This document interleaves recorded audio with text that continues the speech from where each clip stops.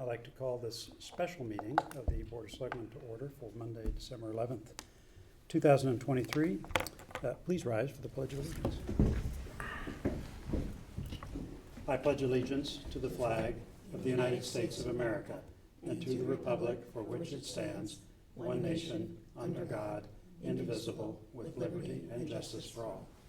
Thank you.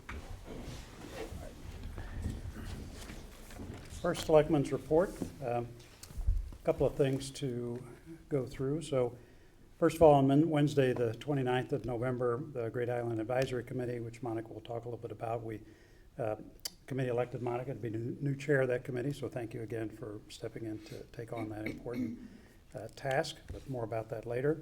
On Thursday, November 30th, I had a great thing, which was a visit from some fifth grade boys and girls from the homeschool to come to the First Selectman's office and learn a little bit about our job there as town officials. And I have to say they were persistent in their questions, and I was persistent in adding detail and making it more and more complicated until they stopped asking questions. But I'll admit it took a few minutes to get to that. They were some smart kids, I will admit that. So thanks for coming. Happy to have any scouts come by the office anytime. On Monday, December 4th, West COG had a meeting, and that is the Western Council of Governments, and they focus on municipal interests for towns and cities in the western part of the state. And one of the great things is that both Jamie Stevenson and Monica had a presence with that organization to ensure that the interests of Darien were represented. And so I volunteered to be the board treasurer for that group. I'm not sure it was all that competitive, but anyway, so I volunteer or was volunteered. It's one of those things. And so anyway, so I'm happy to serve in that capacity and build on the work that Monica and Jamie did to promote the interests of Darien and try to be helpful to that group. So I'm looking forward to that. And this past Saturday, the Parks and Rec Department organized, I don't know how many times they've done this, but this was the old-fashioned holiday event at Tilly Pond. I'm telling you right now, if you've not been to that before, you got to go. Monica and I were both there, and we were amazed at the number of kids. I mean, there was millions. Well, yes, Sarah was there too. I don't know that there weren't millions, but it felt like there were millions. They were in the whole town were there, and they're short people like this, and they're all really smart and having a really great time. So if you haven't, it's a great family event.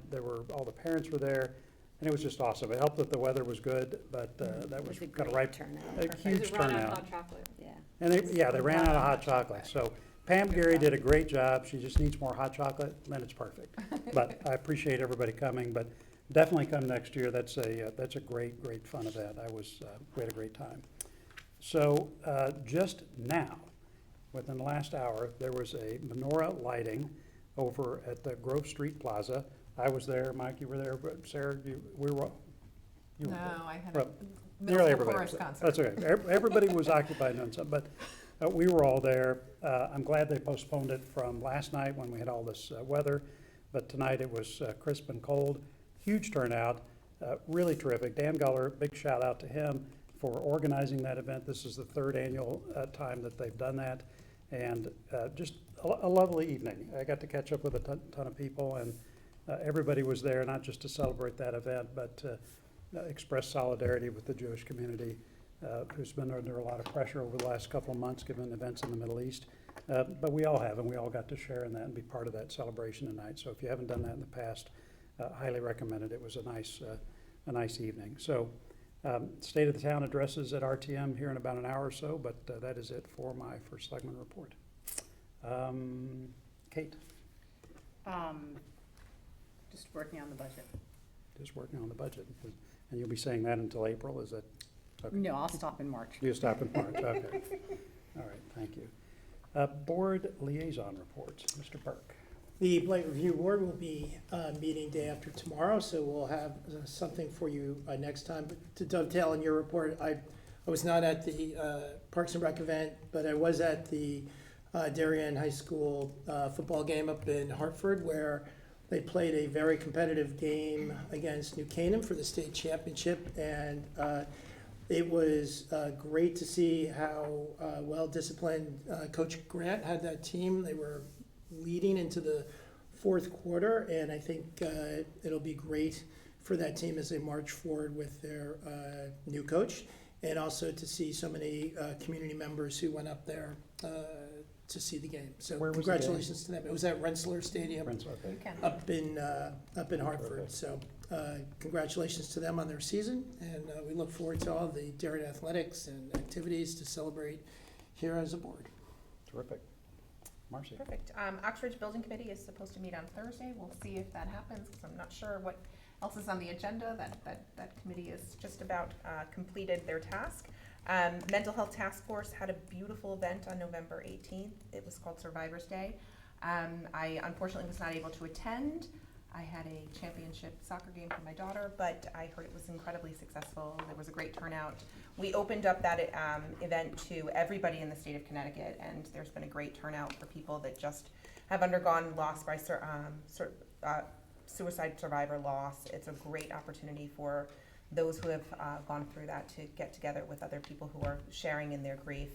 And I am incredibly appreciative for the American Foundation of Suicide Prevention and for Allie Ramsack and her team for putting that on. It is super, super helpful for those of us who have undergone survival. Yep. Our next meeting as a task force will be after the first of the year on January 16th, and we'll start to put together our portfolio and what we're going to be doing for the fall, for the winter and spring. Okay, terrific. Thank you. Monica?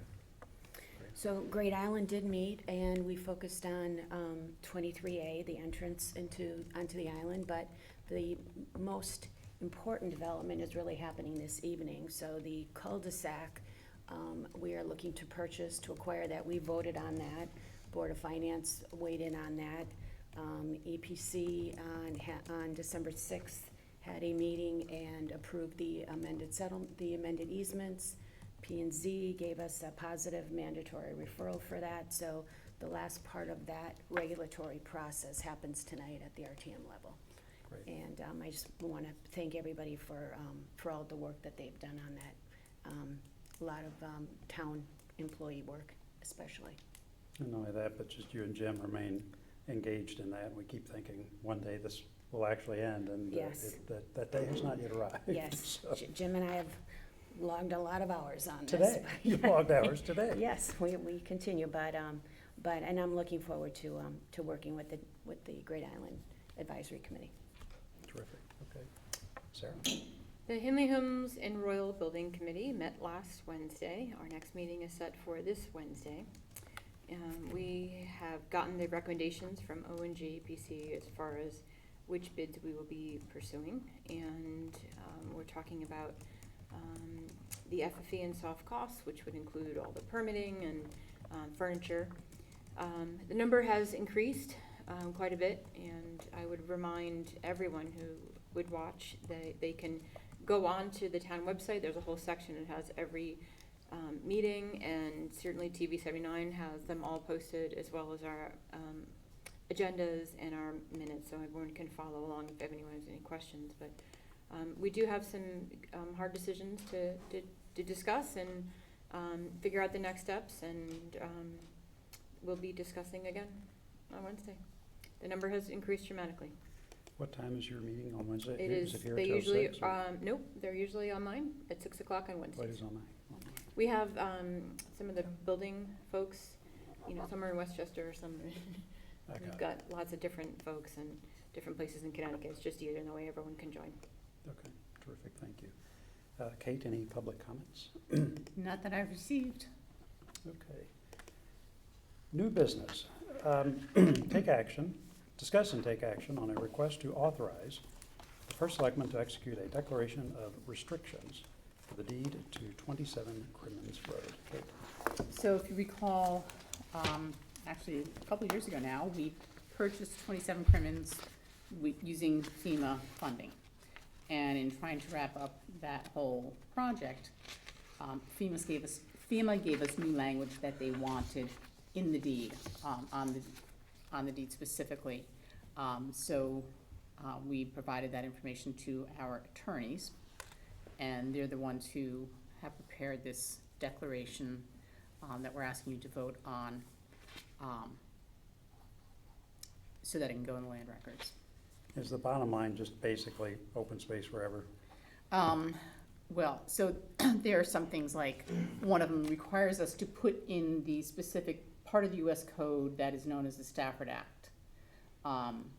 We have to put in that the mitigation grant program provides a process for a local government through the local state, so, basically stating that this is what the grant program does. There are things that, saying that we agree that we restrict use of the land to open space in perpetuity in order to protect and preserve natural floodplain values. So it is all about, it's about that part of it, but also identifying some of the technical language. Okay. So they said we have to do it, we have to do it. Okay, any questions about this? Okay, I have one. So this may be old, but I have March XX 2022. Oh, and I think it still says, it does still say that, and I know I had provided the dates. We may not have the latest. Yeah, Okay. I have to go into my Outlook and find it, but Okay. And then this, so is it, that Mark would be the one that would do this every 3 years, this reporting, right? yes. Yeah, okay. That's all I have. Other questions? Okay. Motion to approve this request to authorize me to execute the declaration. Mr. Burke, second. Mike moves, Monica second. All in favor? Okay, thank you. All right. Next up, discuss and take action on a request to approve a bonding authorization and appropriation of $1,126,385 for the replacement of Norotan Fire Department Engine 32. Kate. I'm gonna turn it over to Chief Brendan Keene of the Norotan Fire Department. Good evening. Thank you for having us here tonight. Thanks for With coming. me is First Assistant Chief Bobby Bush Jr. It is a big number, but this is an engine that needs to be replaced. It's one of the first two apparatus out of Norotan. We've been working at this project for approximately 2.5 years as a committee of 7. There's a lot of experience on that committee. Looking to see what is the best fit moving forward for the department and for the town to replace that engine. The current engine is a 2002 Marion. It's set up as a rescue pumper, which means it's a combination of both an engine and also some rescue equipment. And that's the path we're looking to do moving forward. Per NFPA standards, apparatus are supposed to be replaced, removed from service at the 25-year mark. We're obviously coming up on that 25 years. They're also supposed to be removed from frontline service to more of a reserve piece after 15 years, and we're already past that time frame. So we're looking to replace the engine. It's approximately a 900-day build from when we sign contracts to when we would actually receive the new engine, which will put us right about the 25-year mark. Questions for Brendan? Can you tell me how the evaluation process goes, and you make the determination that even though it's 20-some-odd years old, that the current engine no longer has the capacity, or you don't anticipate it'll have the capacity needed? Sure. So, we're obviously still using the engine to this day. It's just that as time has gone on in the last few years, especially since I've been chief, there's been more and more mechanical issues, including electrical issues where the warning lights aren't working. Obviously, have to take it out of service for that. Can't have it going down the road with no warning lights. We've had issues such as the cab leaks now. So I was actually sitting in a car accident on the post road about a year ago, and all of a sudden I look over at the driver and there's just water pouring into the cab from one of the skylights. So things like that come into account. There's also, we've had a significant mechanical breakdown on the pump, actually at a fire scene. That was indicative of just the fact that the truck's just an older truck. There's things that are just starting to break down. And as a first due piece, you really can't have it show up and not function the way it's supposed to function, especially when it comes to things like fire suppression. It has to work every time. Thank you. In the design of this, was there anything you decided not to do or not to include in terms of available equipment? Truth be told, it's very similar setup to the current engine. We have, for years and years, all of our committees have thought long and hard about what we want to see in a truck and what fits our district specifically, which is a lot of narrow driveways, a lot of tight spaces, especially when we get into, Salem Straits and back there. So it's really just a compact build with a lot of storage on it. There's additional storage space from the current engine. There's additional water volume as far as the tank goes. But if you put the two next to each other, they're really pretty similar looking. Okay, can you talk a little bit about the radio equipment and some of the other things that are tacked onto this? Yes, sir. So the radio equipment is an additional line item because we are able to buy it directly through the state of Connecticut bid, which will actually enable us to buy it at a cheaper rate than the vendor would be able to get it for us at. So by separating that out as part of the overall request, it'll be a financial savings for the town. Okay. Other questions, Mike? Yeah, Brendan, I have a couple. Sure. So, scrap value or trade-in value for the current? So that's a great question. And I did some research online over the weekend, and I spoke to a couple vendors about it. The resale value of it is shocking, actually. So $1 million or? It's Sorry. shocking. I would In a good way? characterize that as shocking, but go ahead. The rough estimates I've seen out there are anywhere from $20,000 to $50,000. What about the guy that collects them? The collector. So I don't know a lot of those people, but the ones I do know are really typically the old guy that owns a farm and has plenty of space to park. Right, that's who I'm Plenty of talking space to park things that he's not really looking to pay a lot for. about. Okay, well, I hope you pursue that. We will absolutely pursue all right. the options. Okay, so tell us why you want the smaller engine. That does, So it's not that it's a smaller engine, it's just a smaller wheelbase. So it's a nice compact truck that allows us to make tight turns, make tight driveways, all that stuff. Both of our current engines are set up at essentially 30 feet long and just about 31 and a half feet long. This engine would be coming in at just about 31 feet long. The idea is basically, we know our district, we know where we need to go. Longer trucks, they just don't work. I mean, you could build a tandem axle engine tanker, but it just wouldn't fit our district. It just doesn't make sense for the town of Darien. So you mean you can't turn into some of the roads or some of the driveways that you would need it to? Correct, absolutely. Thank you, Kate. It talks in here about some federal regulations that are going to compel a certain engine choice there.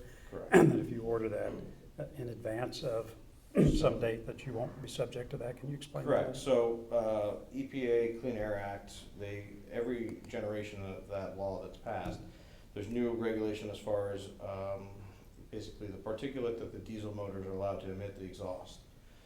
So this motor that Cummins designed, the L9, which is a nice, small, compact 450 horsepower motor that's not too much power, you're not paying for excess power we don't need, is still available but in short supply. It is not going to be available once the new federal regulation, new version becomes law. So if we're able to get in the pipeline and actually get a chassis ordered and have it put on a chassis before that time frame, we'll have the advantage of having the motor we want at a cost savings to the town as well. Got it. Okay. Other questions? I'm yeah, sorry. sorry. Brendan, it's made in Wisconsin, Yes, ma'am. which, gonna just Is do that good? a plug. biased here. Yeah.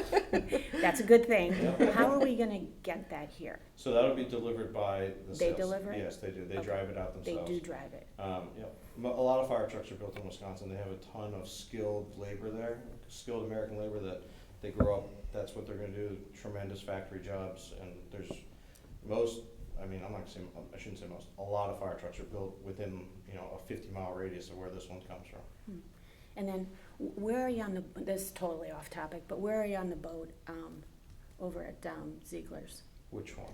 the old one? The old one, I Yeah. have engaged, so we had a potential buyer on the hook that went away, which was disappointing because we spent about a month and a half working on that process. So I've engaged with 2 brokers to hopefully help us broker the boat and sell it. Okay, We're looking to move it as fast as we can. okay, that's all I have. Okay, can I have any other questions? I'm Yes, sorry, one. Sarah, please. So, Kate, my question is for you on this. I see that this was in the budget, the capital budget, But the cost estimate was 861, and this is 1.126, or thereabouts. What I'd love to know, if we're planning going forward for this budget, can we look at what we've budgeted and make sure that we're on the same, we're looking at the right numbers and planning? Because if this is, $300,000-$400,000 over, I wanna know, how far behind we are in some of the other ones in the next year. So I have to go look and see if it was actually in the budget or just in the 6-year plan. Okay, the schedule for replacement in FY '23, it says. Right, but that doesn't mean it ever made it into the budget. So I'm sorry, this that we're voting on, it's possible that this was not in the capital budget? Oh, yeah, you're, you're voting on a bonding appropriation, so the money hasn't been appropriated. It's not in the budget. Right, It was in the capital plan. well, that's what I'm asking, Yeah. I thought you just said it was not, that's why I'm. Yeah, it's not in the budget now. We're asking for a bonding and authorization and appropriation. I think if I Yeah, it understand was what a you're little asking, you're confusing. saying is, wait a Yeah, minute. I'm looking at the narrative here, yes, it was scheduled for replacement in '23. Okay, so it And- was in the capital budget, It's in the capital plan, right, not in the budget. okay. Remember the But we 6-year did capital approve plan? several trucks in the budget. They're separate In from the this? plan. The plan is The one thing. capital, so they would be done separately. Okay.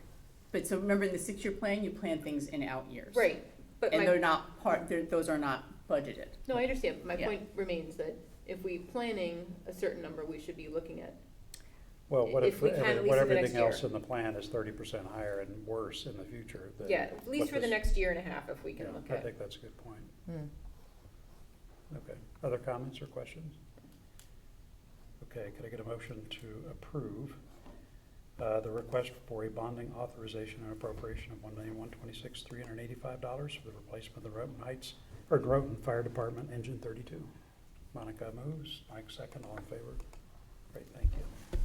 Brendan, thanks very much. Thank you. All right. Okay, next up, discuss and take action on a request to authorize the first selectman to apply for certain state grants pertaining to early voting. Right, so we received an application from the registrar's office, and it doesn't actually say, we quite often get grants from the state where they require that the first selectman has been authorized to apply for the grant. And this one doesn't actually say that, so I'm just being a little bit preventative in case, we get further background on it and does so. The state is giving about $10,500, I believe, to every town to offset early voting costs. The registrars do have to put together a plan for how they're going to spend the money that we have to submit with the grant when it goes. They are working on that. So this is to get us ready. As soon as they give us that plan, we can send it up to the state because it has to be submitted by the 31st. Okay, so this is just authorizing me to sign the authorizing you to paperwork sign when it, it yep. comes here, and they just want to know that I'm authorized to do that. Kate, do they have to approve the plan or The do state? they? Yeah. No, it didn't say that they have to approve it, but we have to tell them what we're doing. planning to do with it. Got it. Okay. Other questions on this? Anybody? Okay, could I get a motion to approve authorizing me to apply for state grants relating to early voting? Mike moves, Marcy second, all in favor? Great, thank you. Okay, review and approve minutes of November 27th from our regular meeting. I just did a couple of changes in the town administrator reports, the third line there. Also asked the selectmen to contact her if there were any capital projects. Little typo there. And then under board liaison reports, Ms. McNally reported that the GIAC will meet on Wednesday instead of the GIAC here. But I'll give these to you. Other than that, I didn't have any edits. Did anyone else have any edits or changes? Okay, motion to approve the minutes for November 27th as edited. Mike moves, Marcy second, all in favor? Great, okay. Okay, agenda review. Anyone have any topics they'd like to cover in a future meeting? So, Oh, Mike. I'm sorry. John, just following up on something you mentioned a few meetings ago with regard to either the Parks and Rec Department or the Commission, having them come and give us a status update on court use, pickleball issues, and I think now there's been also some discussion about playground issues, understanding their their jurisdiction, but also their planning process. But this is something that you had mentioned a few weeks ago. Yeah, I'll talk about this a little in my State of the Town comments here in an hour or so, but this video program I'm trying to launch to explain a lot of this, one of the topics is pickleball, so I'm gonna do some interviews and just talk a little bit about that. In terms of their jurisdiction over that, that's really exactly what the Parks and Rec Commission is empowered to do and charged with doing, which is to review projects like pickleball, like playgrounds, and make decisions on that. I'll also talk about that. I don't think there's any reason that we shouldn't request an update from them. I'm not sure it's got to be in person, but actually getting a summary of sort of their projects and where they are. By the way, not just for us, but really for the public as a snapshot of what's on their plate right now and kind of what's next. I know they did approve the playground, so that's going to move forward based on the vote that they had last week. But to your point, we're still waiting on kind of what's next with pickleball, which has got its own set of constraints and issues. So I would agree with that. I will follow up with Lori, who chairs that commission. Duly noted. What else? Staying with that, we Sure. talked about this at a different time, but I think having like the department heads, they usually give a report to the commission, whether it's David Knopf for the Advisory Board of Health or Pam Geary for Park and Rec Commission. If the Board of Selectmen could see those reports, it would just, save us the time trying to find them online. A great idea.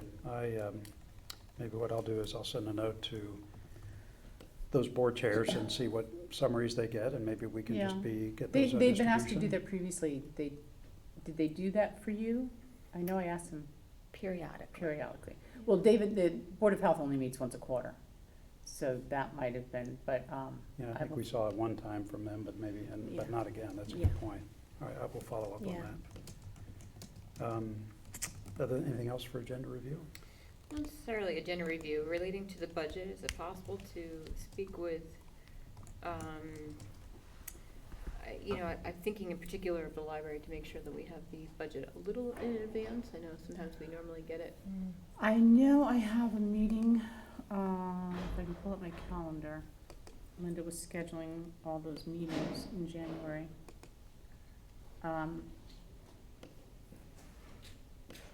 I'm supposed to meet with Kira on the 2nd. Okay, Okay. well, I would ask. So I may that not we- have a number, but, or the final number, because her Well, board but won't we should have be it. able to see something. I mean, when the budget is released for the board to review the week before, So- we should be able to see it. When you say see it, you want more than just a number. You want, Yeah, I would like to see the detail. I understand that it's not gonna be an open gov, but I do that spreadsheet that she puts together that goes through everything. It is helpful to understand. okay, Well, I will make that Well, request. but it's, then. it's a good point, because I know for that particular budget, having looked at it on the Board of Finance, they actually prepare not just the spreadsheet, but there's kind of a summary in terms of what they do, that they discuss in that meeting. There's no reason you couldn't take a look at that, or all of us take a look at that Well, in we've advance. we've Yeah, asked, they haven't in the past presented it before that meeting with the Board of Selectmen, so which is why I'm asking. I will ask again. See? It's an We can get incredibly detailed budget. It's clear that they put a lot of time and energy into it. We would just ask maybe they can, provide it a little bit in advance. Well, in the Board of Selectmen budget, excluding debt service, it's kind of 10% of our budget, so getting an advance look at their narrative that supports all that, even if it's just a few days before the actual presentation, I would agree with Sarah. When I would see it in these preliminary meetings before Board of Finance, hugely helpful, right? Because it would answer your questions, or at least allow you to focus on areas where you had an issue. Good idea. I will ask and perhaps direct them to watch this meeting, so they know it's not just me. No, it's out of, respect, and it's clear they put an incredible amount of time and energy into that budget. It is, No, they're great, Yeah, and letting and us we read, but love there's a lot of the library. material, if we Just could read wanna it understand, beforehand, I yeah. think that's a great idea. Yep. Anything else for agenda review? Okay. I think that's it, unless anyone else has anything, which we cannot add to the agenda since it's special. 7:30, could I get a motion to adjourn? Mike, Marcy, second, all in favor? We are adjourned, thank you.